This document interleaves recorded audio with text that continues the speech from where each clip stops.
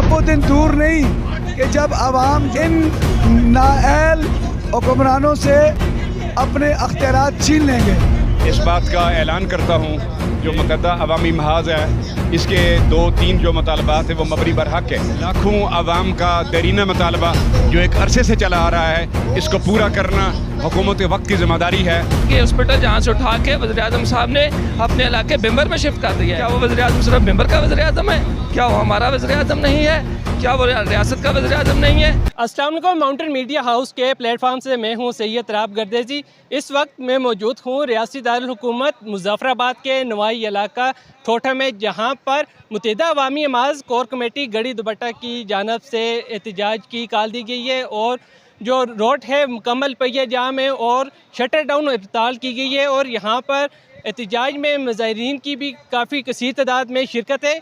हम जानने की कोशिश करेंगे एहतजाज में मौजूद मुज़ाहिरीन से कि उनके क्या क्या दरीना मुतालबात हैं जिनके हल के लिए वो आज इतनी गर्मी में यहाँ पर एहतजाज कर रहे हैं। सर, पहले तो ये बताइएगा, आज के एहतजाज जो अभी तक शुरू है, अभी तक आपके साथ कोई इंतज़ामिया कोई बंदा आया हो, कोई हुकूमती नुमाइंदा आया अभी तक आपके पास? इंतज़ामिया के कमिश्नर साहब और DIG साहब आए थे, रात को हमारे मुज़ाकरात हुए थे, तो हमने इसको एक दिन के धरने के तौर पे उनके साथ हमारे मामलात हुए थे। मुहर्रम आ रहा है और मुहर्रम के एहतराम में हम खुद भी इसको लंबा नहीं करना चाहते, तो हम इंशाल्लाह ये धरना आज 3-4 बजे क्लोज़ हो जाएगा।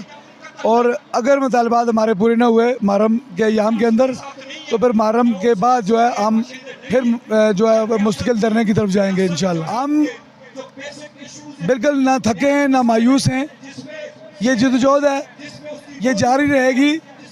हुक्मरान तबके के ख़िलाफ़ अवाम सदियों से लड़ते आ रहे हैं और बिल आखिर इस निज़ाम का ख़ात्मा होना है। हम समझते हैं कि अवामी जो मसाइल हैं उन पे जो अवाम ने अब अपनी आवाज़ ख़ुद बुलंद करना शुरू की है, जो सड़कों पे आना शुरू किया है, जो एक्शन कमेटियाँ बनाना शुरू की हैं, अब वो दिन दूर नहीं कि जब अवाम जो है इन नाअहल हुक्मरानों से अपने अख्तियारात छीन लेंगे और इनको मुस्तरद कर देंगे। ये हुकूमत की बेइज्जती है। एक तो इस निज़ाम के अंदर इतनी गुंजाइश भी नहीं होती कि वो लोगों के सारे मसाइल हल कर सके। प्रायोरिटीज़ होती हैं, महदूद वसाइल में प्रायोरिटीज़ होती हैं। इनकी प्रायोरिटीज़ इनके अपने पेट हैं, इनके अपने बच्चे हैं, इनके अपने बैंक अकाउंट्स हैं, इनकी अपनी कोठियाँ हैं, इनकी अपनी जागीरें हैं। इनकी प्रायोरिटी पे अवाम नहीं आते। अवाम उस वक्त प्रायोरिटी पे आएंगे जब वो बाहर निकलेंगे, जिस तरह के Jammu Kashmir joint action committee 50,000 लोग लेके बाहर निकली और उन्हें 13 मई को नोटिफिकेशन करवा लिए। तो ये अब एक ट्रेंड है अवाम का। अवाम इंशाल्लाह अपने मसाइल पे बोलना शुरू हो गई है, बाहर निकलना शुरू हो गई है, मनज़म होना शुरू हो गई है। ये पिछले 1 साल से मुत्तहिदा अवामी महाज जो है वो काम कर रहा है और डे बाई डे ये जो महाज है ये मजबूत हो रहा है।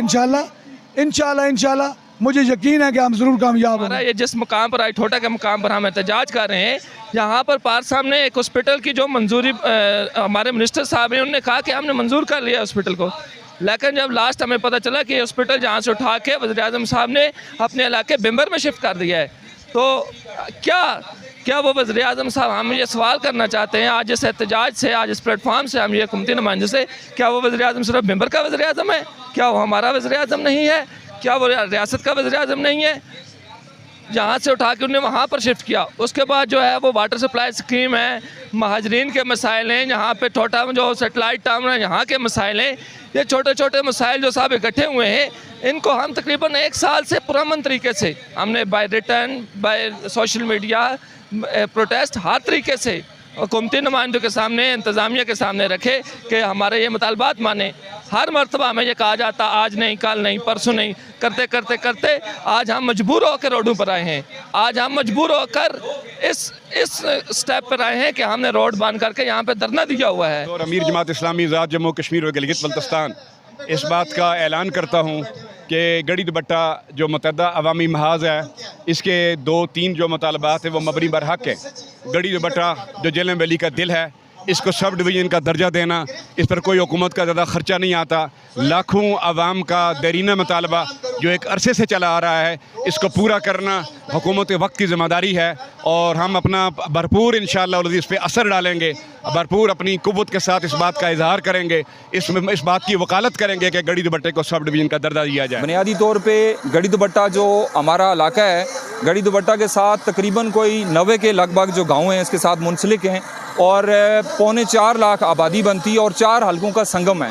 और आबादी के एतबार से या दीगर किसी भी हवाले से अगर आप देखें तो गड़ी दुबट्टा को जो है वो आज से कम 15 साल पहले जो है वो सब डिवीज़न का दर्जा दे देना चाहिए था। लेकिन आज भी लोग जो हैं वो सब डिवीज़न के लिए जो है वो एहतजाज कर रहे हैं। इसी तरह से फिर आप देखें तो ठोठा सेटेलाइट टाउन के अंदर जो है वो एक आज से 2021-22 का जो बजट था, उस बजट के अंदर 200 बेडेड जो हॉस्पिटल है वो उसको शामिल किया गया। फिर उसके बाद दोबारा जो बजट पेश हुआ उसके अंदर भी वो जो है वो हॉस्पिटल के जो फंड्स हैं वो मौजूद थे।